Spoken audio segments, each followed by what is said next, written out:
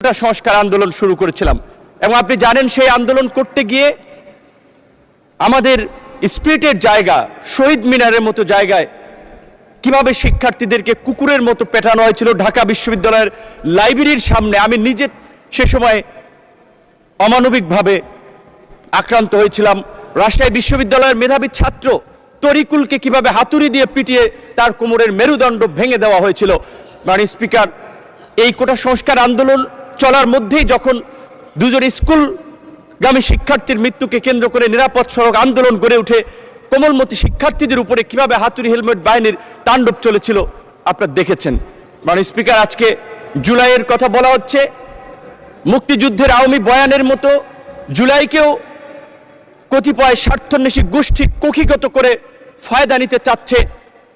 অন্তর্বর্তীকালীন সরকারের সময় নিয়েছে, আমরা তাদেরকে স্মরণ করে দিতে চাই, কোন কিংস পার্টি গঠনের জন্য এদেশের ছাত্র জনতা রাজপথে নেমে আসে নাই, জীবন দেয় নাই।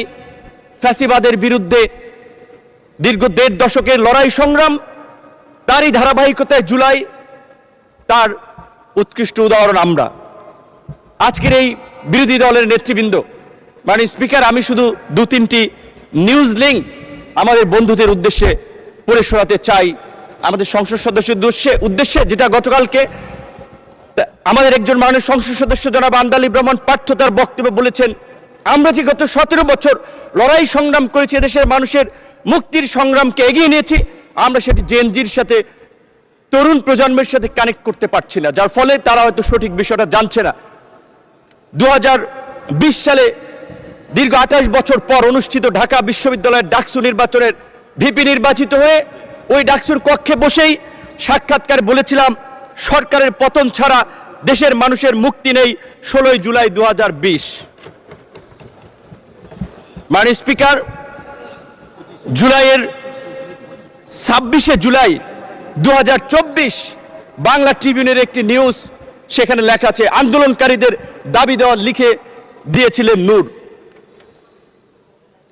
একই দিনের দৈনিক কালবেলার একটি নিউজ, আজকের আমাদের সংসদ বিরোধী দল চিফ হুইপের ছবি, মাঝখানে আমার ছবি, তার বাম পাশে সার্জিস আলমের ছবি দিয়ে বলা হয়েছে, দুই সমন্বয়কে নিয়ে সরকার পতনের আলোচনা, নূরের সরকার পতনের আলোচনা।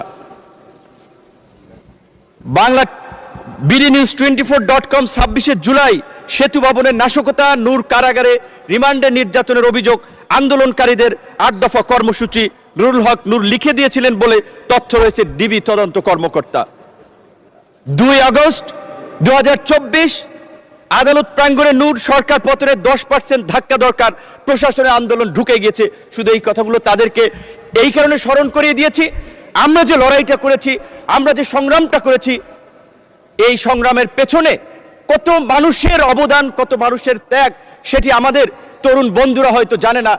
তারা হয়তো মনে করেছে ফুটবলের ৯০ মিনিটের খেলায় হয়তো চান্সে কেউ ৫ মিনিটে গোল দিয়ে দিয়েছে, তারা ভেবেছে আমরাই সেরা খেলোয়াড়, কিন্তু তারা খেলোয়াড় নয়। মাননীয় স্পিকার, এই জুলাইয়ের ১২ই জুন ২০২৪ আনুষ্ঠানিকভাবে যুগপৎ আন্দোলনের বৈঠকে বিএনপির গুলশান কার্যালয়ে আজকের বিএনপির মহাসচিব এবং একই সাথে স্থানীয় সরকার মন্ত্রী জনাব মির্জা ফখরুল ইসলাম আলমগীর, অর্থ পরিকল্পনা মন্ত্রী জনাব আমির খসরু মাহমুদ চৌধুরী সহ অন্যান্য আমাদের প্রতিনিধি দলে যারা ছিলেন, তাদের সাথে আলোচনায় বলেছিলাম, এই ছাত্র আন্দোলনের স্ফুলিঙ্গ বারুদের মতো জ্বলে উঠবে, এই ছাত্রদের পাশে থাকতে হবে, আপনারা ছাত্র দলকে সেইভাবে নির্দেশনা দিন। তারা সবসময় আমাদেরকে বলেছে, তোমরা যখন যেভাবে সহযোগিতা চাও, ছাত্র দল প্রস্তুত থাকবে।